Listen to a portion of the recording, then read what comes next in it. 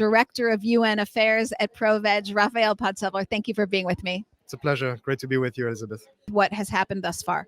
I think a lot has happened, like usually I wouldn't take notes after a COP because nothing happens on food systems, and like you don't really have to, you try to do things, to have side events, to have this and that, to engage with negotiators. I have to say a lot happened on food. We had the Emirates Declaration to start with, I think on day 2 of the COP, on food systems, on sustainable agriculture and resilient food systems. It's a very important tool signed by over 140 countries because it's kind of like forcing or like really encouraging very strongly countries to integrate food systems transformation in their nationally determined contributions, in their climate plans. So that's extremely important.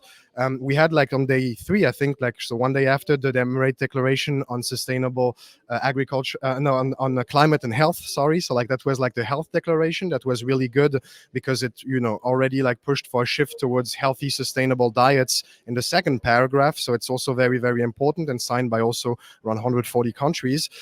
We have like, we're still waiting to see if food is going to, be part of the global stock take. So kind of like a very important tool and kind of like the main topic of this COP.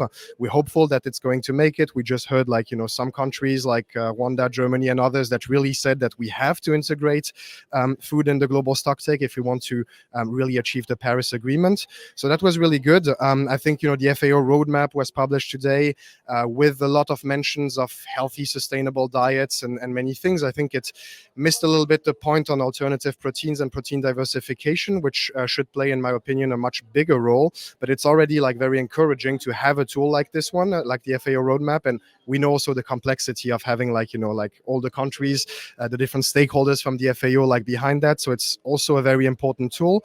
The agricultural negotiations themselves, I would say very disappointing. The Sharm el-Sheikh joint work, we didn't really achieve anything else than procedural conclusions. So like it was, I think, very, very difficult, but we know that it's been also very difficult in Bonn before that.